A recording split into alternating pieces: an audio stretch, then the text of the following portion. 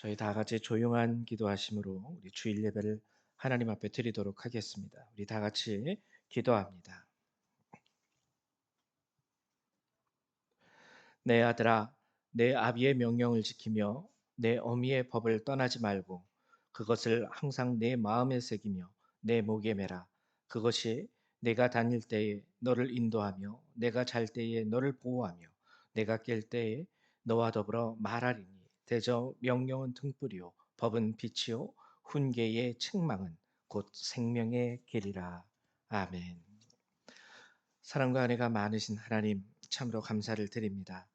오늘도 주께서 이 거룩한 날을 예비하시고 저희 각 사람을 불러주셔서 주님 앞에 이렇게 모여 예배드리게 하시고 주의 말씀을 듣게 하심을 감사드립니다. 참으로 하나님, 주의 말씀을 들을 수 있다는 것이 주께서 우리에게 주신 하나님 축복이고 권리이고 능력인 줄 믿습니다.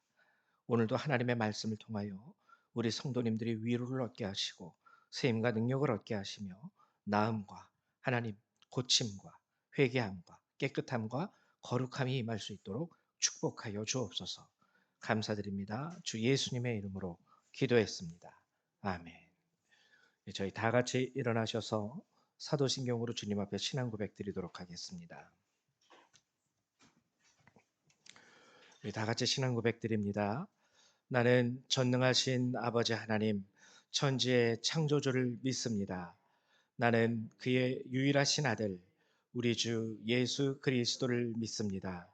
그는 성령으로 잉태되어 동정녀 마리아에게서 나시고 본디오 빌라도에게 고난을 받아 십자가에 못 박혀 죽으시고 장사된 지 사흘 만에 죽은 자 가운데서 다시 살아나셨으며 하늘에 오르시어 전능하신 아버지 하나님 우편에 앉아 계시다가 거기로부터 살아있는 자와 죽은 자를 심판하러 오십니다. 나는 성령을 믿으며 거룩한 공교회와 성도의 교제와 죄를 용서받는 것과 몸의 부활과 영생을 믿습니다. 아멘. 우리 송영 3장 찬양합니다.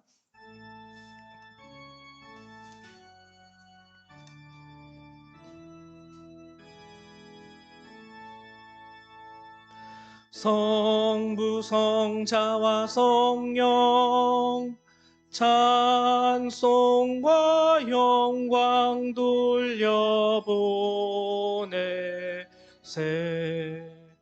태초로 지금까지 또 영원 무궁토록 성삼위께 영광 영광. 아멘.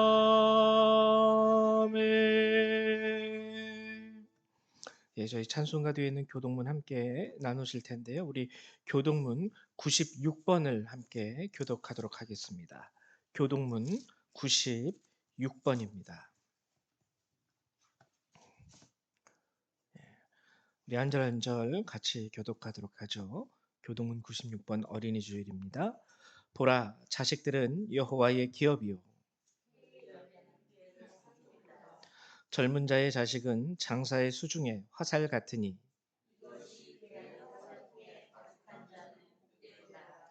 이르시되 진실로 너희에게 이르노니 너희가 돌이켜 어린 아이들과 같이 되지 아니하면, 그러므로 누구든지 이 어린아이와 같이 자기를 낮추는 사람이, 또 누구든지 내 이름으로 이런 어린아이 하나를 영접하면, 또 아비들아 너희 자녀를 노엽게 하지 말고 오직 주의 교훈과 훈계로 양육하라. 그리하면 늙어도 그것을 떠나지 아니하리라. 아멘. 네, 자리에 앉아 주시기 바랍니다. 우리 찬송 한 장 더 찬양하죠. 우리 찬송가 9장 함께 찬양하도록 하겠습니다. 찬송가 9장입니다.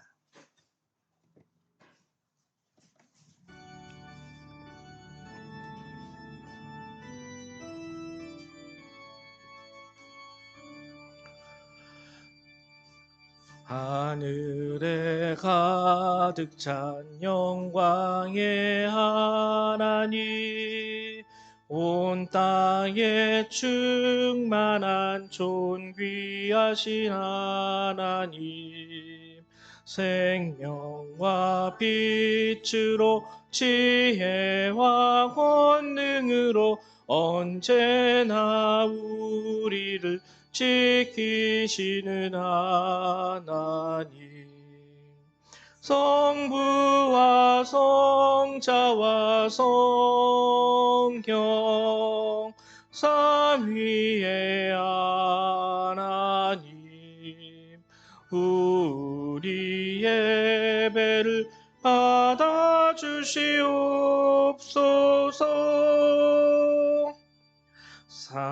사랑이 넘치는 자비하신 하나님, 은혜가 풍성한 구원의 하나님, 참회의 심령에 평안을 주시옵고 죄악과 어물을 용서하여 주소서. 찬송과 영광과 생명 구원의 하나님, 우리 예배를 받아주시옵소서.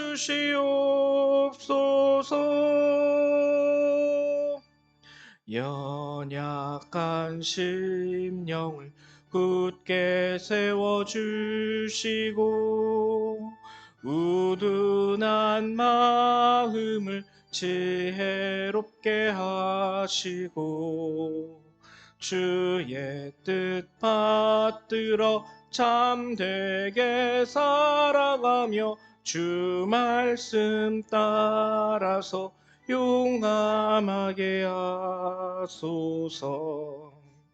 권능과 지혜와 사랑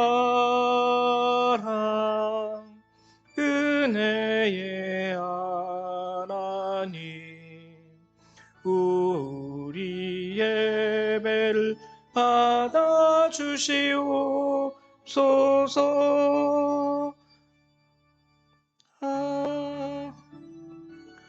올 때 우리 마음 기쁘고 그 말씀 임되어 새 희망이 솟는다. 고난도 슬픔도 이기게 하시옵고 영원에 잇대어 살아가게 하소서. 우리의 자랑과 기쁨 생명의 하나님, 우리 예배를 받아주시옵소서.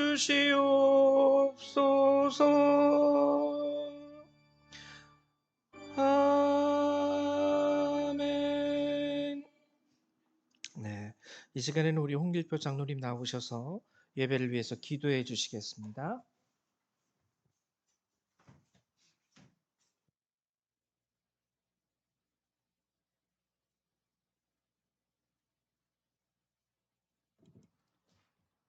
사랑과 은혜가 충만하신 하나님 아버지, 오늘 5월을 맞이하여 가정의 달을 저희가 맞이하여 이 시간 하나님께 예배드리게 하심을 감사를 드립니다.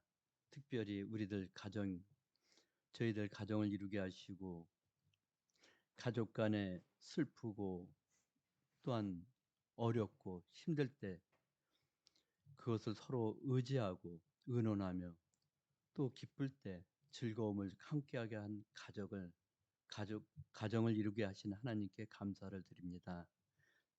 오늘 어린이 주일로 또한 이 교회 학교를 세워주심을 감사를 드립니다. 우리 어린이들이 하나님의 말씀을 듣고 바르게 살아갈 수 있도록 하나님 지켜주시고 은혜 주심을 감사를 드립니다. 또한 저희들 그 어린이들의 청순함을 보고 저희들이 변화되고 있는 모습도 감사를 드립니다. 우리 어린이들이 하나님이 주시는 지혜와 명철로 이 교회와 또한 나라를 위해서 올바르게 성장해가는 어린이들 되게 하여 주시옵소서. 또한 부모가 없어서 부모 없이 자라고 있는 어린아이들도 많이 있습니다. 하나님 그들에게도 위로하여 주시고 그 어린이들이 바로 자라서 이 나라의 주역들이 되는 아름다운 은혜가 있게 하여 주시옵소서. 또한 어버이 주일도 있습니다. 저희들에게 부모를 주시고 또 부모를 통해서 저희들이 이 신앙생활을 할 수 있도록 허락하심도 감사를 드립니다. 저희들이 힘들고 어려울 때 저희들을 위해서 기도해 주시고 저희들을 격려해 주신 부모님들의 은혜에 항상 감사할 수 있는 저희들 되게 하여 주시옵소서. 또한 저희들이 부모로서 자녀들을 양육하고 훈육을 하면서 아이들을 잘 가르치는 부모들 되게 하여 주시옵소서. 그래서 가정에서 바로 서가는 저희들 부모들 되게 하여 주시옵소서. 또한 이 교회가 이 지역의 모든 교회와 연합하여 하나님의 영광을 위해서 쓰임받는 아름다운 교회가 되게 하여 주시옵소서. 이 교회를 통하여 하나님께 영광과 찬양 드리는 온전한 교회가 되게 하여 주시옵고 아직도 하나님을 알지 못하는 많은 사람들에게 하나님의 복음을 전할 수 있는 우리 성도들 되게 하여 주시옵소서. 그래서 믿지 않는 그 사람들도 함께 이 자리에서 저희와 예배드리며 우리 하늘나라의 소망을 가지고 한 발 한 발 나가는 우리 모든 사람들이 되게 하여 주시옵소서. 오늘 또한 말씀을 전하시는 우리 목사님, 말씀을 준비하시는 그 말씀을 통하여 우리 마음속에 은혜의 말씀 되게 하시고 그 말씀을 가지고 생활하는데 더욱 하나님의 은혜로 살아가는 저희들 되게 하여 주시옵소서. 또한 이 교회 열방교회 속에 교회 학교를 세워 주심을 감사를 드립니다. 그 교회 학교를 통하여 말씀을 가르치고 훈육하는 우리 선생님에게도 하나님의 은혜가 함께해 주시옵고 아이들을 가르칠 때마다 하나님께서 주시는 지혜로 아이들을 명철하게 가르치는 선생님 되게 하여 주시옵소서. 또한 말없이 수고하는 우리 성도님들 있습니다. 그 수고하는 손길에 하나님의 은혜가 함께하여 주시옵고 그 가정에 평안함이 가득하길 간절히 바라고 원합니다. 예배 첫 시간입니다. 끝나는 시간까지 우리 주님 홀로 영광 받는 시간 되게 하여 주시옵고 사랑이 많으신 예수 그리스도를 받들어 기도합나이다. 아멘.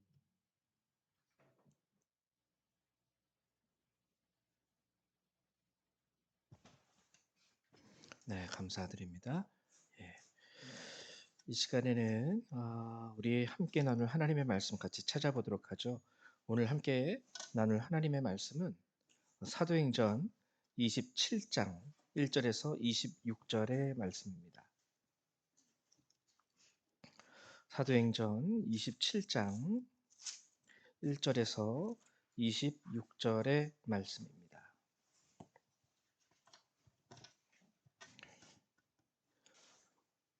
예, 좀 본문 내용이 길긴 한데요. 예, 우리 한 절 한 절 같이 교독해 보도록 하죠. 제가 먼저 교독합니다.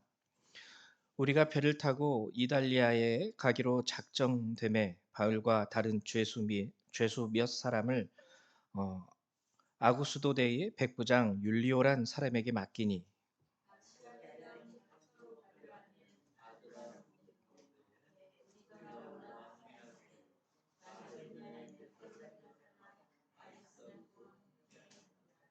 이튿날 시돈에 되니 율리오가 바울을 친절히 대하여 친구들에게 가서 대접받기를 허락하더니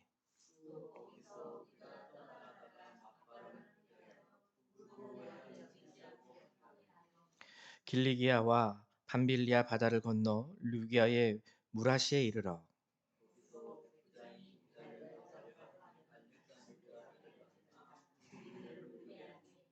배가 더디가 여러 날 만에 간신히 니도 맞은편에 이르러 풍세가 더 허락하지 아니하므로 살몬의 앞을 지나 그레데 해안을 바람막이로 항해하여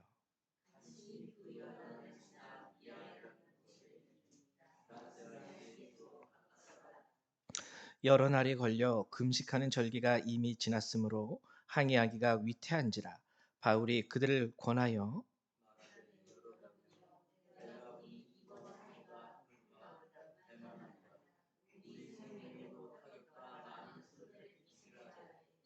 백부장이 선장과 선주의 말을 바울의 말보다 더 믿더라.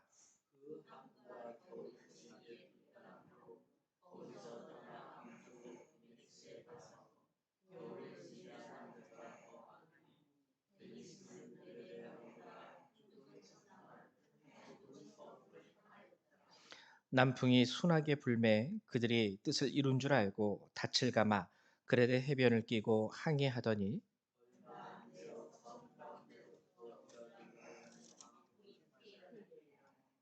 배가 밀려 바람을 맞추어 갈 수 없어 가는 대로 두고 쫓겨가다가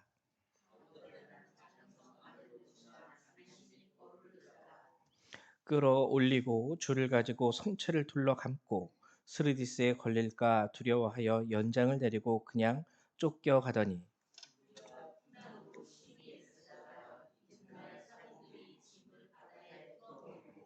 사흘째 되는 날에 배의 기구를 그들의 손으로 내버리니라.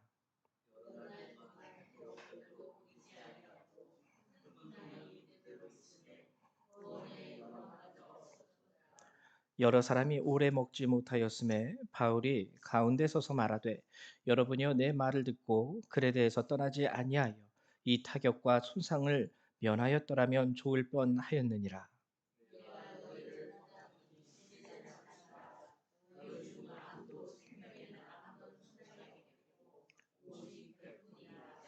내가 속한 바 곧 내가 섬기는 하나님의 사자가 어젯밤에 내 곁에 서서 말하되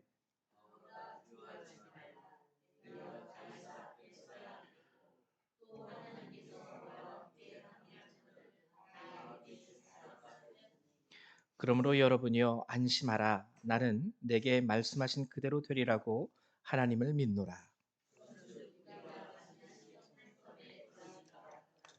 아멘. 예, 오늘 사도행전 27장의 말씀으로 여러분들하고 함께 하나님의 말씀을 나눌 텐데요. 어, 굉장히 재미있고 중요한 말씀. 그래서 오늘은 여러분들을 위해서 지도도 제가 한 가지 따로 준비를 해놨습니다. 그러나 오늘 말씀을 나누기 전에 지난 시간에 우리가 함께 나누었던 레위기의 말씀 잠깐 요약을 하고 넘어가도록 하겠습니다. 우리가 레위기 2장 말씀을 지난 시간 나누었는데요.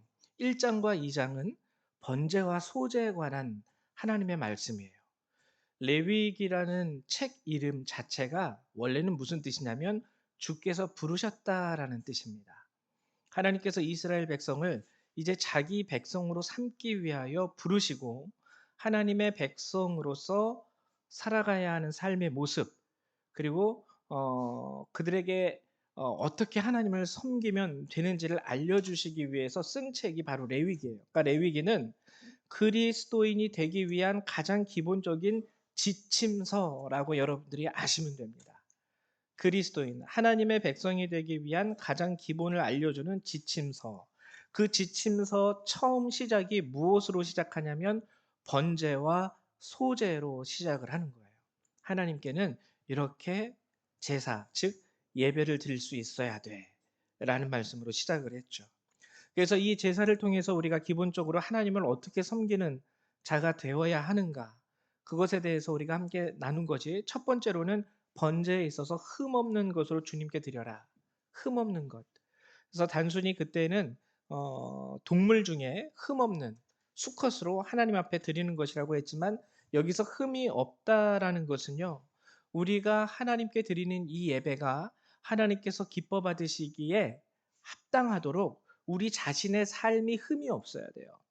일주일 동안 세상 가운데에서 하나님을 믿는 사람인지 믿지 않는 사람인지 구분되지 않게 흥청망청 살다가 이 자리에 와서 주일이 되었으니 하나님께 예배 드리겠습니다.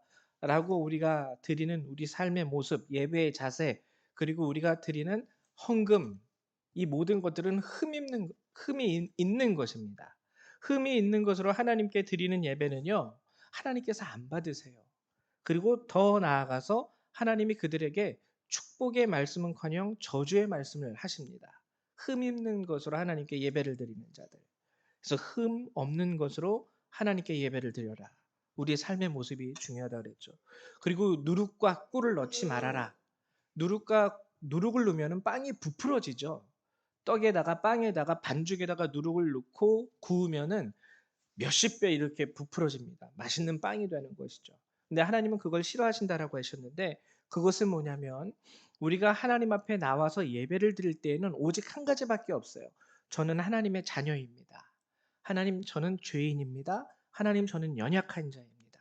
근데 사람이 얼마나 간사하고 교만하냐면 하나님 앞에 나올 때 자기 어깨에 두른 모든 견장을 다 차고 들어옵니다. 하나님, 내가 국회의원인데요.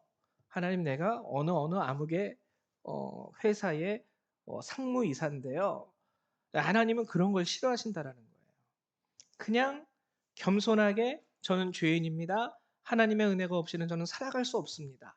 하고 겸손하게 은혜를 구하면서 하나님 앞에 나와야 되는데, 목에 힘주고 어깨에 힘주고 허리에 힘주면서 내가 누군데 라고 하면서 하나님 앞에 나오는 그 순간 하나님은 받지 않으신다라는 거예요.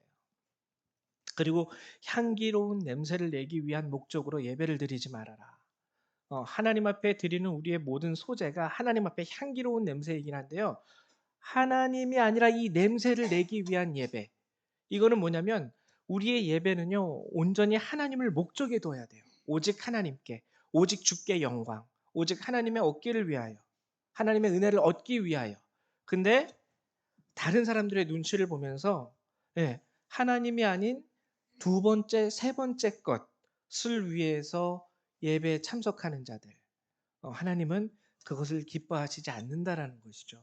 단순히 향기로운 냄새를 내므로 인하여 저 사람 예배 드렸나 보다라는 척하는 거죠. 뭐뭐 하는 척 하는 예배는 하나님께서 기뻐하시지 않습니다. 그리고 중요한 것이 언약의 소금을 쳐라. 언약의 소금. 언약의 소금이라는 것. 그 고대 근동 지방에서는요. 약속을 할 때 그 약속에 대한 신뢰의 상징으로 이 소금을 사용했습니다. 소금을 주고받는 거예요. 언약의 소금을 치라는 것은 우리가 예배를 드림으로 인하여 하나님께서 우리에게 주시는 그 말씀을 신뢰하라는 뜻입니다. 그래서 예배를 통하여 우리에게 주시는 축복의 말씀, 예배를 통하여 우리에게 주시는 언약의 말씀을 여러분들이 언약의 소금, 즉 내가 그 말씀을 신뢰하겠습니다. 믿겠습니다. 이러한 결단의 자세가 바로 언약의 소금을 친다라는 것이죠. 그리고 마지막으로 유향을 더하라. 유향은 예수 그리스도를 상징하는 거라고 말씀드렸죠. 우리가 오늘 이렇게 하나님 앞에 자유롭게 나와서 예배드릴 수 있는 것은 오직 예수님의 은혜입니다. 옛날에 구약 시대에는요, 성도들이 예배 드리러 와도요, 엄밀히 말하면은 여러분 교회 예배당에 들어오지도 못했어요. 거룩한 곳이기 때문에 여러분들은 저 밖에서 기다리시고 여러분들을 대표해서 제사장이 이곳에 들어와서 하나님 앞에 예배를 드리고, 여러분들은 예배당 구경도 못하고 저 문 쪽 100m, 뭐 쉽게 말하면 100m 접근 금지, 뭐 이런 식으로 예배를 드리던 시대가 있었습니다. 근데 지금은 예수 그리스도의 은혜로 말미암아 누구든지 이곳에 와서 하나님 앞에 하나님의 말씀을 듣고 하나님의 이름을 부르짖고 자유롭게 예배할 수 있는 시대가 왔다라는 것이죠. 이것이 하나님께서 레위기를 통해서 우리에게 첫 번째, 가장 먼저 하나님의 백성을 부르시고 가장 먼저 하신 하나님의 말씀이었습니다. 자, 이제 오늘은 사도행전 27장의 말씀을 여러분들하고 함께 나눌 텐데요. 사도행전 27장의 말씀, 이것은 사도 바울이 이제 마지막 로마로 가기 위한 인생의 마지막 여정이에요. 로마로 가기 위한 마지막 여정. 이 사도행전 27장에서 우리가 가장 익숙하게 알고 있는 상황이 무엇이냐면 유라굴로. 여러분 많이 들어보셨을 거예요. 유라굴로라는 광풍. 한번 지도를 한번 띄워 주시겠어요? 우리 영광이 하나만 넘겨 줄래? 지도가 보이시죠? 지도를 여러분들이 보실 텐데 저기 크레타 섬입니다. 지금은 크레타라고 얘기해요. 크레타. 저기서 이제 출발을 하는 거예요. 여러분들 보시겠지만 로마로 이렇게 가야 됩니다. 근데 이 그레데 섬이요. 겨울이었거든요. 그때 겨울이었는데 여러분 지금도 그렇잖아요. 만약 지금처럼 그래도 교통이 발달되고 그러면은 만약에 여러분 한번 상상을 해 보세요. 여러분들이 울릉도 섬에 딱 있어요. 울릉도 섬에. 근데 시대를 한 조선 시대로 생각을 해 보십시오. 거기서 겨울을 나야 된다라면 이거는 쉽지 않은 문제입니다. 식량이 넉넉한 것도 아니고 쉴 수 있는 공간이 넉넉한 것도 아니고 그래서 바울을 싣고 가는 이 호송 부대가 이제 겨울에 접어드는 시기예요. 이때가 겨울에 접어드는 시기인데 이 지중해의 겨울은 또 싸납습니다. 광풍이 많이 불고 태풍이 불고 파도가 굉장히 높게 치는 계절. 어 그래서 겨울에는 잘 항해를 하려고 하지 않아요. 위험하니까. 근데 이 그레데 섬이라는 이 섬이 또 좁은 섬이니까 여기서 겨울을 나기도 싫은 거예요. 그래서 되도록이면 안전하게 우리가 적어도 저기 시칠리아인데요. 크죠? 저쪽에 가서 겨울을 나면 그나마 편하게 양식도 풍부하게 준비되고 우리가 안식할 수 있을 거야. 그래 가지고 이 그레데 섬에서 시실리로 이제 항해하기로 결정을 내린 거예요. 겨울의 초입이었거든요, 이 상황이. 겨울의 초입. 더 겨울 안으로 들어가게 되면 더 바다가 심하게 요동칠 터이니 우리가 지금이라도 조금 늦은 감이 있지만 빨리 가자. 빨리 가서 여기서 겨울을 나지 말자. 그리고 파도가 더 세지기 전에 빨리 지금 출발하자. 이렇게 된 거죠. 근데 여기에서 사도 바울은요, 처음에 이런 말을 합니다. 뭐라고 얘기하냐면 10절에 제가 읽어 드릴게요. 말하되 여러분이요 내가 보니 이번 항해가 화물과 배만 아니라 우리 생명에도 타격과 많은 손해를 끼치리라. 반대하는 거죠. 지금 가면 안 됩니다. 위험합니다. 지금 가면 안 돼요. 위험해요. 항해를 반대하는 거예요. 근데 오늘 보니까 상황도요. 보면 순풍이 불어요. 그리고 사도 바울은 솔직히 말해서 뱃사람이 아닙니다. 전문가가 아니에요. 그래 가지고 결국에는 이 사람들이 항해를 하기로 마음을 먹고 항해를 시작하게 됩니다. 그래서 여기 보면 어 요 미항 거기 떠나서 가우다라고 써 있죠. 여기서 이제 출발해서 쭉 가는 거예요. 근데 지금 여러분 보면은 멜리데라고 써 있죠. 멜리데. 여기는 원래 목적지가 아니었어요. 여기 시실리 밑에 있는 멜리데. 여기 가려고 마음 먹은 것도 아니라 시실리로 가야 되는데 여기서 드디어 가우다를 떠나면서 태풍을 만나게 돼요. 유라굴로라고 하는 광풍을 만나게 되는 겁니다. 그래서 본인들이 의도하지 않았던 이 멜리데, 지금은 몰타예요. 몰타. 몰타라는 작은 유럽의 국가인데 이 섬이죠. 크기가 강화도랑 똑같아요. 강화도만한 섬 국가에 간신히 도착을 하게 되는 거예요. 자, 이런 상황을 여러분들이 아시고요. 이제 여기서 여러분들과 함께 나누고자 하는 것이 바로 이 말씀인데 10절에서 처음 바울은 항해할 것을 반대합니다. 근데 결국 항해를 강행해요. 강행하다가 태풍을 만나요. 태풍을 만났을 때 태풍을 만났을 때 어떠한 상황이었을까? 태풍을 바다에서 만났을 때 그 상황을 아주 짧게 한마디로 요약해서 우리에게 알려주고 있는 성경의 구절이 있는데 바로 20절입니다. 뭐냐면 여러 날 동안 해도 별도 보이지 아니하고 큰 풍랑이 그대로 있음에 조금 변화의 여지도 없는 거예요. 그대로 있음에 구원의 여망마저 없어졌더라. 자, 이들이 어떻게 했냐면 처음에 태풍을 만났을 때는 난리 났죠. 아, 태풍이다. 아침에도 순풍이었더니 태풍이 저녁이 되니까 해가 떨어지니까 태풍이 오네. 난리 났죠. 그러면 어떻게 했을까요? 이 사람들은 다 뱃사람들이거든요. 그러니까 자신들이 가지고 있는 모든 노하우, 경험, 그리고 자신들의 모든 지식을 총동원해서 어떻게든 살아야 될 거 아닙니까? 그래서 화물도요, 다 버려요. 화물도 버리고 되도록이면 배를 가볍게 하고 또 가다가 암초에 부딪히지 않게 하기 위해서 굉장히 나름대로 노력을 하게 됩니다. 근데 여러 날 동안 하루 이틀이 아니라는 거죠. 성경을 자세히 읽어보면 한 열흘 이상 이들이 이렇게 고생을 해요. 근데 이제는 해도 보이지 않고 낮에는요. 낮에도 해가 보이지 않고요. 밤에도 별도 보이지 않습니다. 낮에는 둘째치고요. 밤에 별이 보이지 않으면 이 항해하는 자들은 이게 큰 타격이에요. 왜냐면은 별을 보고 이쪽으로 가야 돼. 별을 보고 저쪽으로 가야 돼를 그 당시 항해사들은 그걸로 측량을 할 수 있었는데 별이 보이지 않는다라는 것은 내가 지금 어디로 가고 있는지도 알지 못하는 상황이 됐다라는 거거든요. 해가 뜨지 않기 때문에 멀리 보이지도 않습니다. 게다가 큰 풍랑이 그대로 있기 때문에 앞을 볼 수 있는 상황도 아니에요. 한 열흘 이상을 그렇게 살다 보니까 딱 이들에게 남은 것은 한 가지밖에 없어요. 그게 뭐냐면 구원의 여망마저 없어졌더라.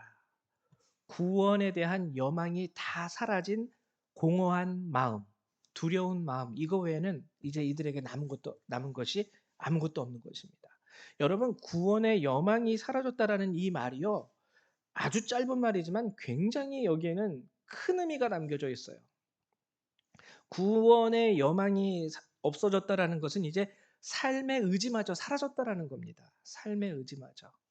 삶의 의지마저. 이제 더 이상 자신들의 힘과 자신들의 능력으로 뭐를 할 수 있는 상황이 아니라는 거예요. 옛날에 우리말에 이런 말이 있었죠. 호랑이에게 물려가도 정신만 차리면 산다. 어렸을 때 많이 들은 말인데요. 지금 구원의 여망이 없어졌다라는 이 말은요. 이제 정신 차려도 살 길이 보이지 않는 거예요. 그리고 정신은 차리기는커녕 이제 살고자 하는 그 의지도 다 없어진 겁니다. 사람이 이럴 때 자신의 생명을 스스로 포기하는 자살을 선택할 때가 많이 있어요. 지금 이들의 현실이 바로 이러하다라는 거예요. 아, 이제 죽었구나. 저는 솔직히 말해서 이러한 상황에 처해 본 경험이 없습니다. 옛날에 근데 이제 이러한 상황에 처해 보신 분들에 대한 이야기는 들어본 적이 있어요. 아주 나이가 많으신, 특별히 6.25를 경험해 보신 분들. 6.25 시절에 공산군이 와서 총구를 들이댈 때 그 공포는 그 무엇과도 비교할 수 없는 공포라는 얘기를 들어본 적은 있습니다. 근데 저는 그 정도의 공포를 아직 느껴본 적이 없기 때문에 이게 뭔지 몰라요. 어쨌거나 우리는 알아야 되는 게 뭐냐면 구원의 여망마저 다 사라졌다라는 거. 지금 이 배 안에 있는 모든 사람들이 다 이와 동일한 거죠. 근데 이때 갑자기 재밌는 바울의 말이 튀어나옵니다. 바울은 항해를 반대했었죠. 아마 제가 바울 같았으면 거봐 내가 뭐라 그랬어. 거기 가지 말라 그랬지. 지금 가면 안 된다 그랬지. 왜 온 거야? 난리를 칠 수 있겠죠. 근데 바울은 뭐라고 얘기하냐면 이 상황에서 21절, 26절처럼 얘기합니다. 제가 읽어 드릴게요. 여러 사람이 오래 먹지 못하였음에 바울이 가운데 서서 말하되 여러분이여 내 말을 듣고 글에 대해서 떠나지 아니하여 이 타격과 손상을 면하였더라면 좋을 뻔하였느니라. 내가 너희를 권하노니 이제는 안심하라. 그러나 그쵸? 그러나 내가 너희를 권하노니 이제는 안심하라. 너희 중 아무도 생명에는 아무런 손상이 없겠고 오직 배뿐이리라. 내가 속한 바 곧 내가 섬기는 하나님의 사자가 어젯밤에 내 곁에 서서 말하되 바울아 두려워하지 말라. 내가 가이사 앞에 서야 하겠고 또 하나님께서 너와 함께 항해하는 자를 다 내게 주셨다 하였으니 그러므로 여러분이여 안심하라. 나는 내게 말씀하신 그대로 되리라고 하나님을 믿노라. 그런즉 우리가 반드시 한 섬에 걸리리라 하더라. 이제는 안심하라 그래요. 모든 사람이 다 구원의 여망마저 사라진 그 상황에서 바울이 안심을 외칩니다. 이 원어로는요, 기뻐하고 즐거워하라라는 뜻이에요. 구원의 여망이 없는 그들에게 여러분 기뻐하세요라고 말하는 것이 어떻게 보면 미친 짓입니다. 근데 이 바울의 말은 그들에게 응답이 되어서 생명이 되죠. 이제 제가 여러분들하고 함께 나눌 것이 바로 이 부분이에요. 특별히 24절에 보면 이렇게 기록을 하고 있어요. 천사가 뭐라고 얘기하냐면 바울아 두려워하지 말라. 내가 가이사 앞에 서야 하겠고 또 하나님께서 너와 함께 항해하는 자를 다 내게 주셨다. 이 말씀을 통해서 우리가 알 수 있는 것은 첫 번째는 뭐냐면 바울도 두려워하고 있었다라는 거예요. 바울도 무서워하고 있었다라는 거예요. 생전에 처음 뱃사람이 아니기 때문에 파도가 조금 울렁여도 바다에 처음 나가는 사람은요, 파도가 조금만 높게 쳐도 무섭습니다. 바울도 두려워했어요. 그렇기 때문에 천사가 바울아 두려워하지 마. 첫 번째 마디는 바울을 먼저 안심시키죠. 바울아 두려워하지 마. 그리고 두 번째는 뭐냐면 네가 가이사 앞에 서야 하겠고. 이건 뭐냐면 사명을 알려주는 거예요. 사명. 자, 제가 여러분들하고 이제 말씀드릴 게 바로 이겁니다. 사명이 있는 자는 죽지 않습니다. 사명이 있는 자에게는요, 망함이 없는 거예요. 오늘 천사는요, 그래서 바울에게 안심을 시키면서 이거를 되새겨 준 거예요. 너 사명이 있잖아. 너 해야 할 일이 있어. 사명이 곧 능력이 되는 거예요. 사명이 곧 능력. 여러분, 바울도요, 위기가 지금 존재하고 있죠. 바울에게도 광풍은 동일하게 찾아왔습니다.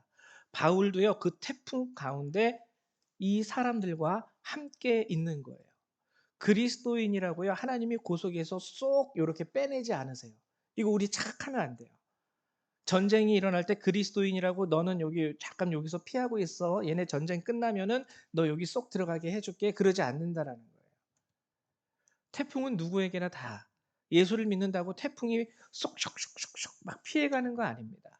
물론 그렇게 하실 수도 하나님 있겠죠. 근데 여기서 말씀하고 있는 이 말씀은 그렇지 않아요. 바울도 그 안에 있고 바울도 두려워하고 있습니다. 무서워하고 있습니다. 근데 천사는 와서 그 바울을 안심시키고 네가 가이사 앞에 서야 하겠다. 사명을 일려주고 있죠. 이 사명이 바울에게 그리고 바울과 함께한 모든 자들에게 구원이 됐어요. 능력이 됐어요. 구원을 베푸시는 하나님의 능력이 되었습니다. 그러면 이 말씀을 이제 오늘 우리 삶에 한번 적용을 시켜봤으면 좋겠어요. 여러분 평안하십니까? 뭐 지금 평안하실 수 있어요. 근데 오늘만 평안하면 영원히 평안할까요? 여러분들이 아직 남아있는 이 인생 가운데 우리는 장담하지 못해요. 내일 어떤 일이 일어날지 정말 장담하지 못해요. 내일 어떤 일이 있을지, 어떤 태풍이 내 인생에 또 나뿐만 아니라 이 땅에 닥쳐게 될지 우리는 장담할 수 없습니다. 그러나 제가 여러분들에게 말씀드릴 수 있는 것은 여러분들이 하나님의 사명을 잊지 않고 있다면 그 태풍이 여러분들을 좌지우지할 수 없어요. 그러면은 이제 알아야 되겠죠. 그럼 사명이란 뭘까요? 하나님 저도 사도 바울처럼 사도 바울처럼 가이사 앞에 서야 할까요? 그러면 이제 용산에 있는 대통령 그 그걸 뭐라 그러죠? 용산 대통령실이라고 해야 되나? 옛날엔 청와대라 그랬는데 하여튼 하나님 저도 그러면 대통령 앞에 나갈까요? 대통령 앞에 가서 대통령님 예수 믿으세요라고 이 말을 꼭 전해야 될까요? 여러분 우리 사명에 대해서 좀 잘 알아야 되는데 우리가 사명하면 되게 거창하게 생각합니다. 꼭 뭘 해야 되고 오직 하나님께서 나에게 이 일을 맡기시고 이 일을 시키셨고 그래서 바울은 그 열두 제자도 가지 못해 봤던 그 로마에 압송되어서 가이사 당시 로마 황제 앞에 서게 되었고 이런 특별한 것이 사명일까요? 사명에 대해서 정말 잘 알려주고 있는 본문이 하나 있는데 요한복음의 말씀이에요. 제가 읽어드릴게요. 요한복음 9장 1절에서 3절에 이런 말씀이 있습니다. 예수께서 길을 가실 때에 날 때부터 맹인된 사람을 보신지라 제자들이 물어 이르되 랍비여 이 사람이 맹인으로 난 것이 누구의 죄로 인함이니이까 자기이니까 그의 부모이니이까 예수께서 대답하여 이르시되 이 사람이나 그 부모의 죄로 인한 것이 아니라 그에게서 하나님이 하시는 일을 나타내고자 하심이라. 자, 이 맹인의 사명이 여기 담겨 있어요. 이 맹인의 사명이 뭐냐면 하나님이 하시는 일을 나타내고자 하심이라. 여러분 사명의 본질이 바로 이겁니다. 하나님이 하시는 일을 나타내는 것. 그러니까 여러분들이요, 거기서 하나님을 증거하면서 사는 그 삶의 모습 자체가 사명이에요. 뭐 어디 특별하게 사명을 가지고 외국에 나가서 선교를 하겠다, 사명을 가지고 무슨 일을 하겠다가 아니라 그냥 평범하게 살아가는 나의 삶 가운데에서 하나님이 하시는 일을 나타내는 게 사명이라는 거예요. 여러분들은 여러분들의 삶을 통해서 하나님의 하시는 일을 나타내십니까? 이게 중요한 거예요. 여러분들이 만약에 오늘도 내가 하는 그 평범한 일상 가운데 하나님이 하시는 일들을 내가 나타내야지, 티내야지. 우리 보통 보면은 드라마에 보면 재밌는 장면 중에 하나가 뭐냐면 드라마에 나오는 무슨 좀 귀부인들, 아주머님들이 만약에 액세서리로 금반지 이렇게 하면은 꼭 드라마에서 오늘 눈이 가렵네 하면서 이거 꼭 이렇게 나타내려고 하잖아요. 이게 바로 사명이라는 거예요. 금반지를 나타내는 게 아니라 나 예수 믿는 사람이야라는 것을 나타내는 거예요. 그래서 가끔 가다가는요, 바보 소리 들어도 양보할 수 있습니다. 저 사람 바보처럼 왜 자기 밥그릇 못 챙겨? 나 예수 믿어서. 딱 그거 하나면 돼요. 그 사람들이 욕을 하든 그 사람들이 바보라고 뭐 우리를 평가하든 상관없어요. 그냥 나는 하나님을 믿는 사람이기 때문에 그냥 이렇게 하는 것뿐이야. 그 자체가 우리 삶의 사명이라는 거예요. 그리고 거기에서 하나님은 여러분들을 위하여 역사하시는 겁니다. 제가 뭐 그나마 좀 이렇게 한번 우리 성도님들 가운데 특별히 우리 오늘 예를 들면 우리 정미숙 집사님 참 감사하다고 느낀 적이 한 가지 있었던 게 뭐냐면 지금 이제 열심히 우리 남편 되시는 홍일남 형제님하고 같이 식당을 운영하시는데 식당을 운영하기로 작정하신 이유 중에 하나가 뭐였냐면 아직 예수를 안 믿으세요. 이 우리 홍일남 형제님은. 근데 거기서 그리스도인으로서의 아내로서 또 그것을 나타내려고 거기 가셨다라는 거예요. 돈 벌려고 남편하고 같이 열심히 일해서 그것도 있겠죠. 직원 이렇게 월급 주면은 또 그게 또 이게 지출이 되니까 그것도 아끼면서. 근데 가장 중요한 거는 내가 그 자리에 있으면서 그나마 그리스도인으로서 그리스도인 아내로서 남편을 섬기는 모습을 그에게 내 남편에게 보여줘야지. 여러분 바로 이게 하나님이 하시는 일을 나타내고자 함이에요. 이게 목적이에요. 여러분 그러면은 위기가 없지는 않아요. 아까 말씀드렸다시피 태풍이 그렇다고 태풍이 있는 자리에서 내가 나가는 거 아닙니다. 근데 태풍이 있음에도 거기에는 하나님의 능력으로 덮는 역사가 나타나는 거예요. 여러분 바로 이게 사명이에요. 우리는 보통 예수를 믿으면서 그리고 이 병 고치는 거잖아요. 맹인이 눈 뜨는 게 뭐 큰일이에요. 근데 여러분 그래서 여러분들이 혹시 몸에 질병이 있으면은요. 하나님한테 기도하세요. 하나님이 이 질병을 낫게 해 주심으로 인하여 하나님이 고치셨다라는 것을 증명하게 해 주십시오.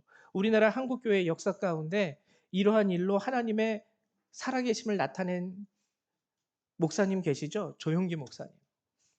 음. 조용기 목사님. 물론 그분도 이 일로 인하여 하나님의 능력 있는 종으로서 크게 쓰임 받게 하기도 하셨지만 얼마나 그 천막에서 시작한 그 순복음 교회가 이러한 하나님의 나타나시는 역사 가운데 얼마나 많이 부흥을 하게 됐습니까? 그래서 여러분 하세요. 작은 일이라도요. 그 일이 하나님을 나타낼 수 있는 일이 될 수 있다면 그것이 여러분들의 사명을 행하는 것이고 그 사명을 행하는 것 가운데 여러분들은 그 태풍과 광풍 가운데에서도 그 생명은 하나님의 은혜로 보존을 받게 되고 얻게 되는 거예요. 여러분 가끔 가다 보면 우리는 환경과 상황에 우리 스스로가 압도될 경우가 많이 있습니다. 이게 바로 구원의 여망마저 다 잃어버리는 거거든요. 이제 어떡하지? 어떻게 하면 살 수 있을까? 환경이라는 것과 상황에 우리 스스로가 압도가 돼요. 압도가 돼요. 근데 그때 우리는 시선을 주님께 둘 수 있어야 됩니다. 이 환경에 시선을 두지 마시고요. 주님께 시선을 두세요. 이 환경도 능히 정복하시는 하나님, 이 상황도 능히 다스리시는 예수님.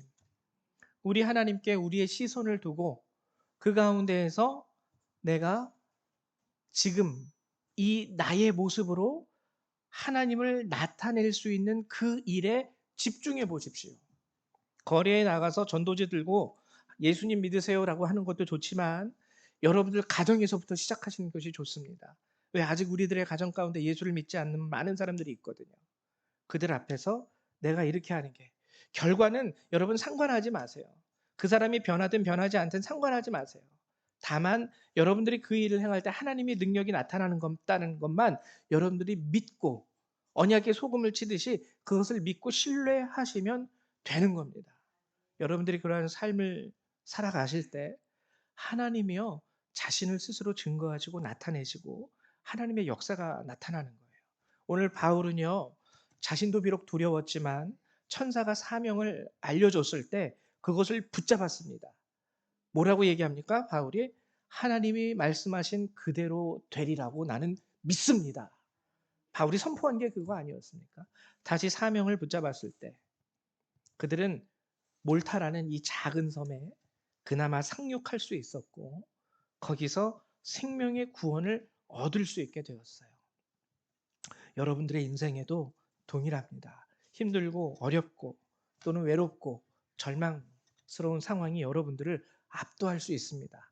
그러나 그때마다 여러분들이 그럼에도 불구하고 지금 이 상황 가운데서 내가 하나님이 하시는 일을 어떻게 하면 나타낼 수 있을까? 이것 가운데서 고민하고 여러분들이 실행하신다면 여러분뿐만 아니라 여러분과 함께하는 모든 자들이 하나님의 은혜 가운데서 여러분 때문에 구원을 얻게 된다는 것. 이것을 기억하시고 한 주간도 승리하며 살아가실 수 있는 저와 여러분 되시기를 주님의 이름으로 축원을 드립니다. 이 시간에 우리 함께 기도하는 시간 갖도록 할 텐데요. 오늘 주신 이 말씀을 여러분들이 의지하셔서 함께 기도하시고요. 지치지 마시고요. 여러분들 상황에 얽매여서 그 환경으로 인하여 구원의 여망이 여러분들의 마음속에서 사라지지 않게, 그리고 주님께 시선을 두시면서 기도하는 여러분 되시기를 축원드립니다. 우리 다 같이 기도합니다. 사랑과 은혜가 많으신 하나님 감사를 드립니다. 하나님, 유라굴로라고 하는 커다란 광풍이 바울과 그 배에 탄 모든 자들에게 임했을 때 하나님 그들의 마음 가운데 구원의 소망과 여망이 모두 사라졌지만 하나님께서는 그들에게 사명을 일깨워 주시면서 살 수 있는 하나님의 능력을 부어주셨다는 것을 하나님 오늘 말씀을 통해서 우리가 깨닫게 됩니다. 하나님, 주님은 어제나 오늘이나 동일하신 주님이시오 장차 또한 하나님 변하지 않는 우리의 하나님이신 줄 믿습니다. 바울에게 행하셨던 그 구원의 능력을 오늘 주의 말씀을 하나님 듣고 하나님을 증거하며 나타내며 살아가기 애쓰는 하나님 우리 성도들에게도 하나님 동일하게 나타내시고 보여주시옵소서. 바울만 구원하셨을 뿐만 아니라 오늘 살아가는 우리 성도님들도 구원하시고 바울에게만 하나님 함께했던 그 뱃사람들만 구원하실 것이 아니라 오늘 우리 성도님들이 살아가는 그 삶의 자리에서 예수를 알지 못하는 그들도 결국에는 하나님을 알고 구원을 얻게 되는 은혜의 역사들이 일어날 수 있게 되기를 소망합니다. 하나님 도와주시옵소서. 단순히 내 삶의 편의를 위하여 기도하는 것이 아니고 하나님 단순히 내 배가 부를 것을 위하여 간구하는 것이 아니라 오늘도 나의 삶 가운데서 하나님을 나타내기 위하여 기도하고 오늘도 하나님이 살아계셔서 역사하신다라는 그 사실을 증거하기 위하여 간구하는 우리 성도님들이 될 수 있도록 도와주시옵소서. 병을 고쳐주시는 것도 하나님을 나타내기 위하여, 저들이 굶는 것 가운데서 먹을 수 있는 것도 하나님을 나타내기 위하여, 저들의 아버지 절망 가운데서 희망을 볼 수 있는 것도 하나님을 나타내기 위하여 저들이 간구하게 하시고 기도하게 하여 주시옵소서. 하나님, 주의 사명을 가지고 주께 시선을 두고 살아가는 모든 자들 가운데 하나님이 능력으로 함께하여 주실 줄 믿습니다. 하나님 도와주시고 우리 성도님들 지치지 않게 붙잡아 주시옵소서. 감사드립니다. 우리 주 예수님의 이름으로 기도했습니다. 네, 감사합니다. 우리 이 시간에는요 찬송가 406장 함께 찬양하시면서 준비하신 예물 하나님 앞에 드리도록 하겠습니다. 406장입니다.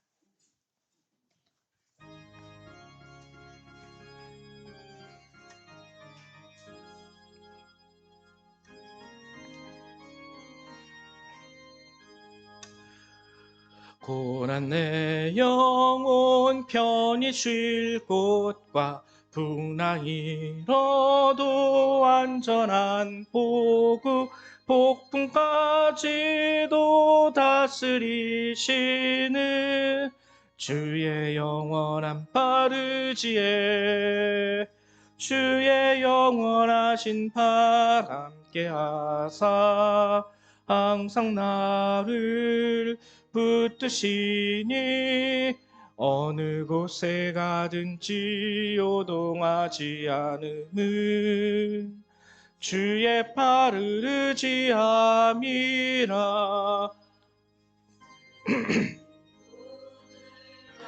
버려도 예수들 함께 동행함으로 주의 은혜가 충만하리니 주의 영원한 바르지에 주의 영원하신 팔 함께 하사 항상 나를 붙드시니 어느 곳에 가든지 요동하지 않음은 주의 팔을 의지함이라.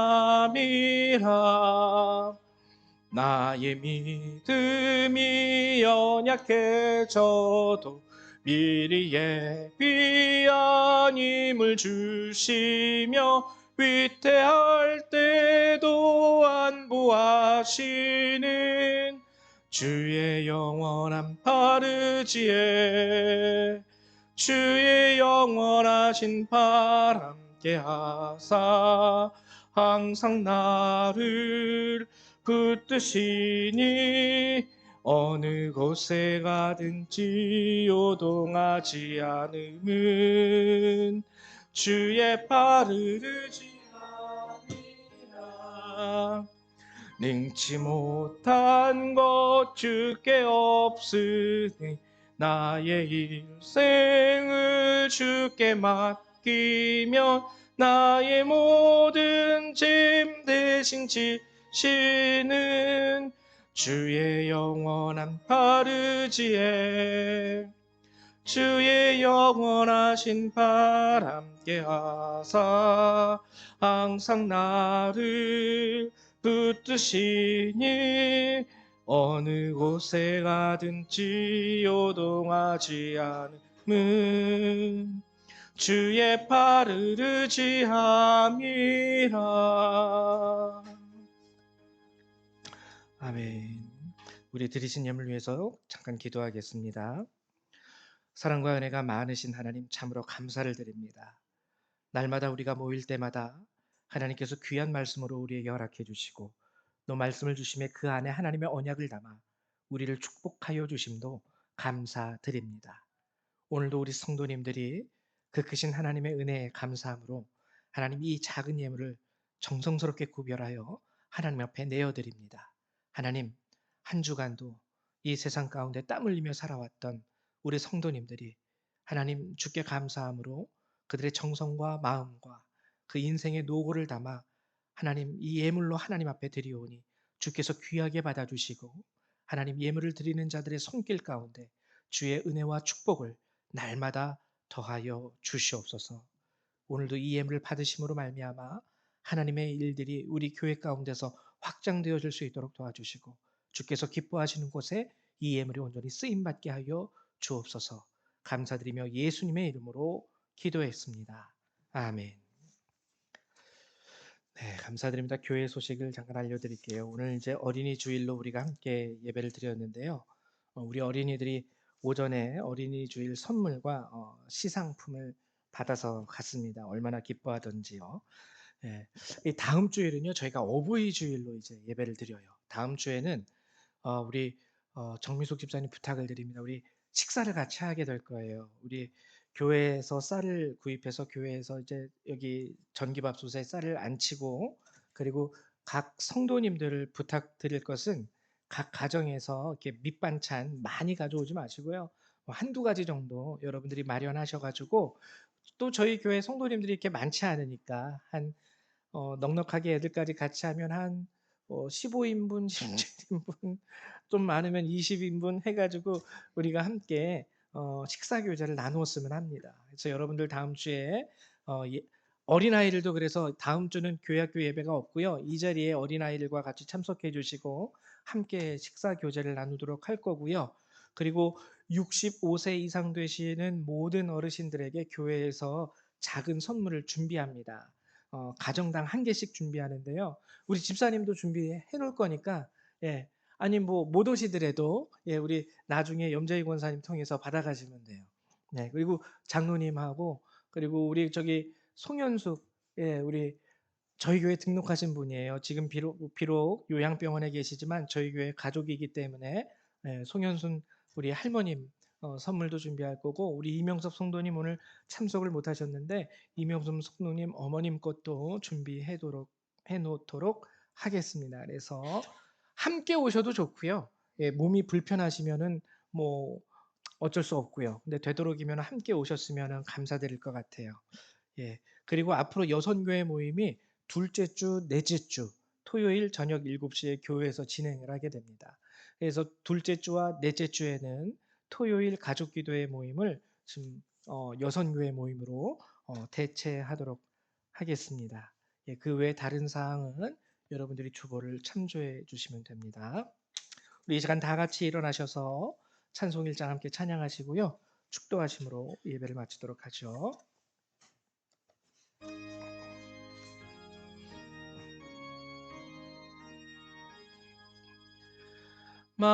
만복의 근원 하나님 온 백성 찬송 드리고 저 천사여 찬송하세 찬송 성부 성자 성령 아멘. 사랑과 은혜가 많으신 하나님, 우리가 예수를 믿는다고 하고 우리가 하나님의 자녀라 스스로 말하면서도 우리 삶 가운데서 하나님을 나타내는 증거하는 일에는 너무나도 소홀하고 무관심했던 저희들임을 주님 앞에 고백하며 회개합니다. 이제 오늘 하나님께서 우리에게 하나님을 증거하며 살아가는 삶이 되어야 될 그 사명을 다시 한번 말씀해 주셨사오니 이제 이 예배를 마치고 돌아가는 우리 모든 성도님들의 삶이 적어도 이 한 주간은 그 사명에 매여 주님과 동행하며 살아갈 수 있는 한 주간이 될 수 있도록 도우시고 축복하여 주옵소서. 그리고 저들이 주님을 증거하며 나타나려 할 때에 저들의 인생 가운데 찾아오는 모든 이 세상의 광풍을 주께서 막아주시고 잠잠케 하시며 저들의 생명과 그리고 저들과 함께하는 모든 자들의 생명 또한 하나님께서 구원하시고 건져내어 주시옵소서. 이제 이 예배를 마치고 돌아가는 모든 그리스도의 백성들 그들의 삶과 머리 위에 하나님의 은혜와 예수 그리스도의 사랑과 성령의 능력이 늘 항상 함께하여 주시기를 성부 성자 성령 하나님의 이름으로 간절히 축원하옵나이다. 아멘. 할렐루야 감사합니다. 예배를 마치겠습니다.